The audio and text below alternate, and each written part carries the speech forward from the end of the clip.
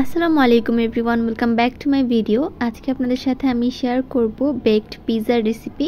Pizza তৈরিতে সবচেয়ে বেশি ঝামেলা পোহাতে হয় পিৎজার ডোটা তৈরি করতে। এই ডোটা যদি পারফেক্ট না হয় তাহলে পিৎজার ক্রাঞ্চটা কিন্তু একদমই ভালো হয় না। তো চলুন আজকে অনেকগুলো টিপস সহ পিৎজা তৈরির আসল রেসিপিটা শেয়ার করি। তো তার জন্য একটা বোলের মধ্যে হাফ কাপ গরম পানি, সাথে স্বাদ অনুযায়ী লবণ, 1 চামচ চিনি, 2 টেবিল চামচ গুঁড়া দুধ আর 1 চা চামচ পরিমাণে অ্যাক্টিভ ইস্ট দিয়ে খুব ভালো মতো মিশিয়ে নিচ্ছি। চেষ্টা করবেন ভালো কোম্পানির বা ভালো ব্র্যান্ডের ইস্ট ব্যবহার করার, এতে করে খুব সুন্দর রেজাল্ট আসবে। এরপর 2 মিনিট ঢাকনা দিয়ে রেখে দিলে দেখবেন যে খুব সুন্দর মতো অ্যাক্টিভ হয়ে গিয়েছে। তো এই পর্যায়ে এখানের মধ্যে দিয়ে দিতে হবে 1 কাপ পরিমাণে ময়দা। তারপর এখানে আমি আরও হাফ কাপ পরিমাণে ময়দা ইউজ করেছি। তো সব কিছু ভালো মতো মিশিয়ে 1 টেবিল চামচ তেল দিয়ে আবারও খুব ভালো মতো মথে নিতে হবে। এটাকে খুব ভালো মতো মথে একটা সফট ডো তৈরি করে নিতে হবে। ডোটা কিন্তু খুবই সফট রয়েছে। তো এটাকে আমি 1 ঘন্টার জন্য রেস্ট রেখে দিয়েছি। 1 ঘন্টা পর দেখতেই পাচ্ছেন কতটা পরিমাণে ফুলে গিয়েছে। এভাবে ফুলে যদি ডাবল হয়ে যায় তাহলেই বুঝবেন যে এই ডোটা একদম পারফেক্ট হয়েছে। তো এটাকে ভালো মতো মধ্যে কিছুক্ষণের জন্য আবারও রেখে দিচ্ছি। আজকে আমি যেহেতু বিফ পিৎজা তৈরি করছি, তো তার জন্য এখন বিফগুলোকে রান্না করে নিব। তার জন্য তেলের মধ্যে পেঁয়াজ, আদা, রসুন, হলুদ, মরিচ, জিরার গুঁড়া, ধনিয়ার গুঁড়া এগুলো দিয়ে ভালো মতো মিশিয়ে নিয়েছি। এই মশলাগুলো কিন্তু একদম বেসিক একটা মশলা, এটা সব ধরনের রান্নাতে ইউজ করা হয়। তো তারপর স্বাদ অনুযায়ী লবণ আর কিছুটা পরিমাণে গোটা মশলা দিয়ে ভালো মতো মিশিয়ে নিচ্ছি। তারপর পানি দিয়ে কিছুক্ষণ ভালো মতো কষিয়ে নিব। কষানোর উপরেই কিন্তু রান্না নির্ভর করছে কতটা পরিমাণে টেস্ট হবে।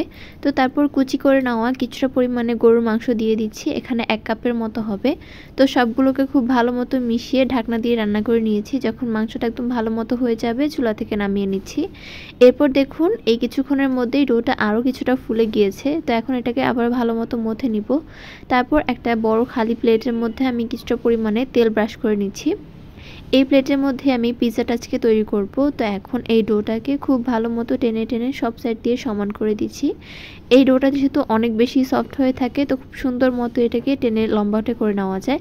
তারপর আমি কাঁটা চামচ দিয়ে এরকম ছিদ্র করে নিচ্ছি যাতে করে ভিতরে সসটা পৌঁছায়। তারপর এখানের মধ্যে আমি পিৎজা সস ইউজ করছি। তারপরে আপনারা চাইলে কিন্তু টমেটো সসও ইউজ করতে পারেন। তবে পিৎজা যেহেতু পিৎজা সস দিলেই আসল টেস্টটা পাওয়া যায়। তো এটাকে দিয়ে আমি সব সাইড দিয়ে সমানভাবে স্প্রেড করে দেওয়ার পর উপরে কিছু টপিংস অ্যাড করব। এখানে আমি গরুর মাংস দিয়ে দিচ্ছি। মাংসটা প্রথমে সব সাইড দিয়ে এরকম স্প্রেড করে দেওয়ার পর তারপর এখানের মধ্যে আমি মোজারেলা চিজ ইউজ করব। সব সাইড দিয়ে খুব ভালো মতো চিজটা দিয়ে দেওয়ার পর উপরে আমি দিয়ে দিব ক্যাপসিকাম। টপিংস আপনারা যে কোনোটা পছন্দ অনুযায়ী দিতে পারেন। চাইলে এখানের মধ্যে পেঁয়াজ, কাঁচামরিচ, টমেটো অনেক ধরনের জিনিসই দেওয়া যায়।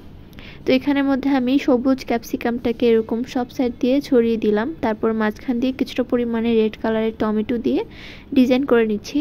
এরপর উপর দিয়ে আরও অনেকটা পরিমাণে গরুর মাংস অ্যাড করে দিব।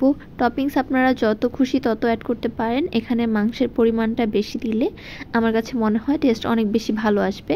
তো এখানের মধ্যে অনেকগুলো মাংস দেওয়ার পর উপর দিয়ে কিছুটা পরিমাণে কাঁচা পেঁয়াজ অ্যাড করে দিচ্ছি। তারপর উপর দিয়ে আরও কিছুটা চিজ দিয়ে দিব। তো আমি এরকমভাবেই ডেকোরেশন করে নিয়েছি। উপর দিয়ে কিছুটা পরিমাণে খেজুর অ্যাড করেছি, তবে আপনারা চাইলে অলিভ দিতে পারেন। এরপর উপর দিয়ে কিছুটা পরিমাণে অরিগ্যানো আর সামান্য একটু টমেটো সস দিয়ে ডেকোরেশন করে নিব। এখন এটাকে আমি চুলায় একটা হাঁড়িতে বেক হতে দিব।